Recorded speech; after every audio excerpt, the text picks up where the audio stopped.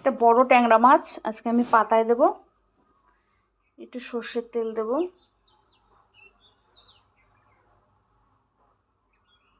এটা একটু তেল বেশি না দিলে না খাওয়া যাবে না। আলুতেও একটু তেল দেব। আমরা যেহেতু শুকনো লঙ্কা খাই না, এটাতে শুকনো লঙ্কা দিতে হয়, কিন্তু আমরা শুকনো লঙ্কা খাই না, তাই কাঁচা লঙ্কা দেব। এতে একটু হলুদ দেব। আলুতেও একটু হলুদ দিয়ে দেব। এবার দেব লবণ, স্বাদ মতো লবণ।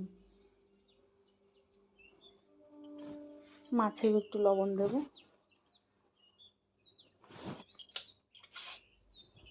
দিয়ে এবার আর এখানে কলা পাতা দিয়েছি। কলা পাতাটা তেল দিয়ে মাখিয়ে রেখেছি। এবার এইটা ভালো করে মেখে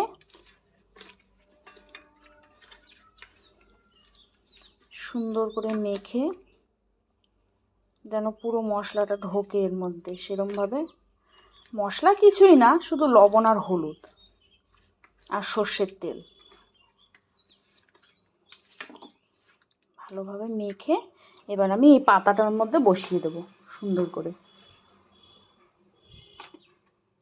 যেন পাতাটা ফেটে না যায় এমনভাবে দিতে হবে। দিয়ে দিয়েছি। এই আলুটাকে ভালোভাবে মাখতে হবে, কষলে কষলে সুন্দর করে মাখতে হবে।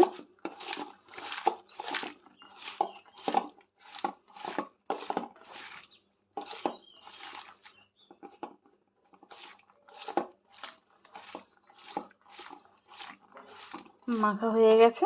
এবার এটাও আমি এই আলুগুলো এখানে দিয়ে দেবো, সুন্দর করে এরকমভাবে দিয়ে দেবো।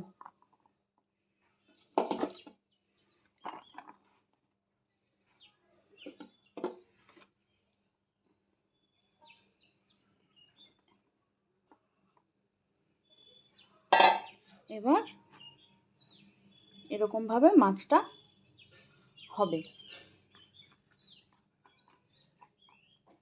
সুন্দর করে হবে। তাকে একটু উল্টে দেখে নেব কীরকম হয়েছে। দেখো, এখন আর একটু হবে, আরও হবে, জল শুকাবে পুরো। হোক। পাতাটা নামিয়ে দিয়েছি। এর ওপরে আর একটা কলা পাতা চাপিয়ে দেবো। চাপিয়ে এটাকে উল্টে নেব। উল্টে আরেকবার এই পাশ সেঁকে নেব। নিয়েছি, এবার নিচটা আবার একটু সেঁকে নেব। উল্টে দিয়েছি, আরেক পিঠ হচ্ছে, হয়ে গেলে দেখাচ্ছি। আমি মাছ পাতায় নামিয়ে ফেলেছি। এই যে কমপ্লিট হয়ে গেছে। আবার আসবো অন্য কোনো রেসিপি নিয়ে।